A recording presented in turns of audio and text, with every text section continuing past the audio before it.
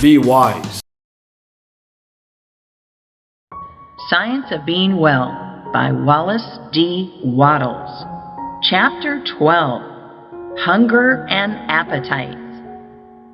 It is very easy to find the correct answer to the question, how much shall I eat? You are never to eat until you have an earned hunger, and you are to stop eating the instant you begin to feel that your hunger is abating. Never gorge yourself. Never eat to repletion. When you begin to feel that your hunger is satisfied, know that you have enough. For until you have enough, you will continue to feel the sensation of hunger. If you eat as directed in the last chapter, it is probable that you will begin to feel satisfied before you have taken half your usual amount, but stop there all the same. No matter how delightfully attractive the dessert or how tempting the pie or pudding, do not eat a mouthful of it if you find that your hunger has been in the least degree assuaged by the other foods you have taken. Whatever you eat after your hunger begins to abate is taken to gratify taste and appetite, not hunger, and is not called for by nature at all. It is therefore excess, mere debauchery, and it cannot fail to work mischief. This is a point you will need to watch with nice discrimination, for the habit of eating purely for sensual gratification is very deeply rooted with most of us. The usual dessert of sweet and tempting foods is prepared solely with a view to inducing people to eat after hunger has been satisfied, and all the effects are evil. It is not that pie and cake are unwholesome foods. They are usually perfectly wholesome if eaten to satisfy hunger and not to gratify appetite. If you want pie, cake, pastry, or puddings, it is better to begin your meal with them, finishing with the plainer and less tasty foods. You will find, however, that if you eat as directed in the preceding chapters, the plainest food will soon come to taste like kingly fare to you, for your sense of taste, like all your other senses, will become so acute with the general improvement in your condition that you will find new delights in common things. No glutton ever enjoyed a meal like the man who eats for hunger only, who gets the most out of every mouthful, and who stops on the instant that he feels the edge taken from his hunger. The first intimation that hunger is abating is the signal from the subconscious mind that it is time to quit.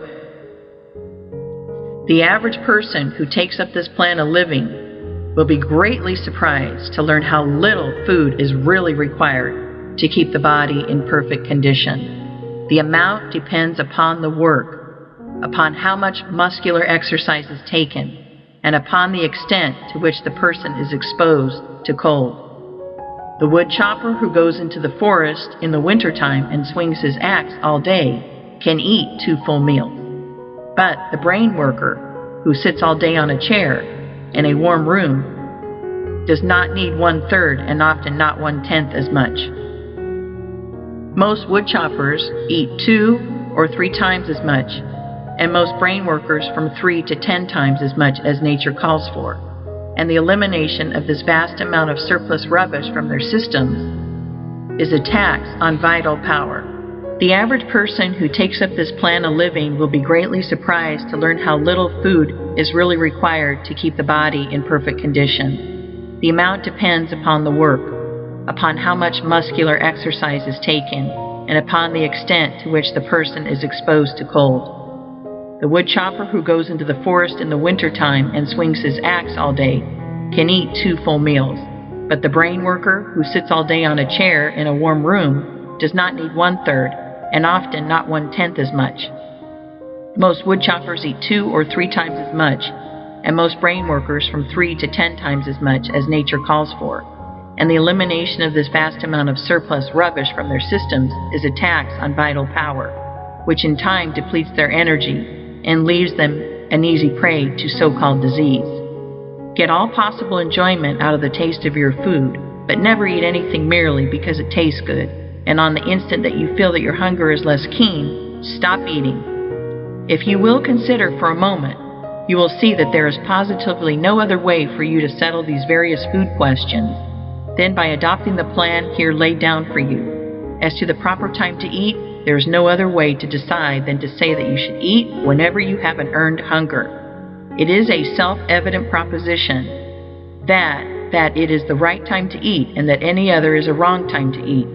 As to what to eat, the eternal wisdom has decided that the masses of men shall eat the staple products of the zones in which they live.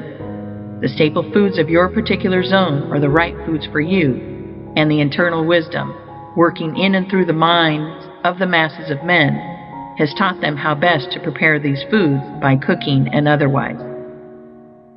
And as to how to eat, you know that you must chew your food, and if it must be chewed, then reason tells us that the more thorough and perfect the operation, the better.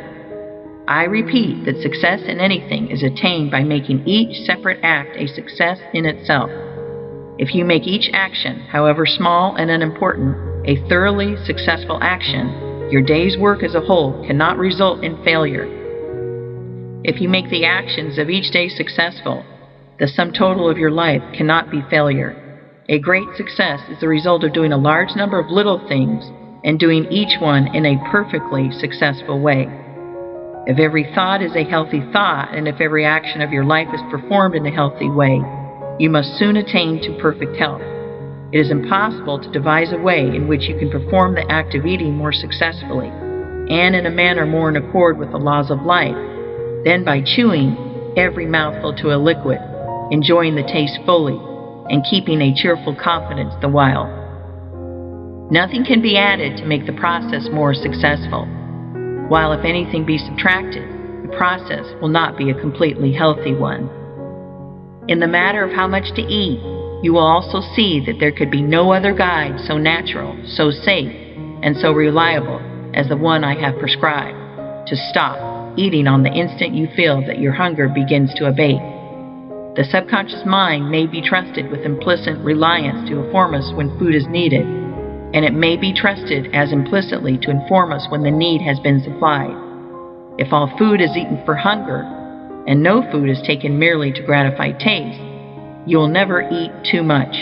And if you eat whenever you have an earned hunger, you will always eat enough. By reading carefully the summing up in the following chapter, you will see that the requirements for eating in a perfectly healthy way are really very few and simple.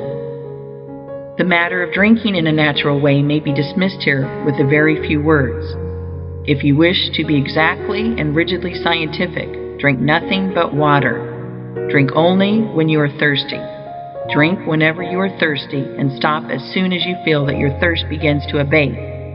But if you are living rightly in regard to eating, it will not be necessary to practice asceticism or great self-denial in the matter of drinking. You can take an occasional cup of weak coffee without harm. You can, to a reasonable extent, follow the customs of those around you. Do not get the soda fountain habit. Do not drink merely to tickle your palate with sweet liquids. Be sure that you take a drink of water whenever you feel thirst. Never be too lazy, too indifferent, or too busy to get a drink of water when you feel the least thirst. If you obey this rule, you will have little inclination to take strange and unnatural drinks.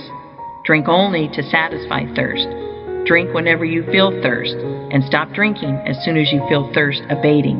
That is the perfectly healthy way to supply the body with the necessary fluid material for its internal processes. End of Chapter 12.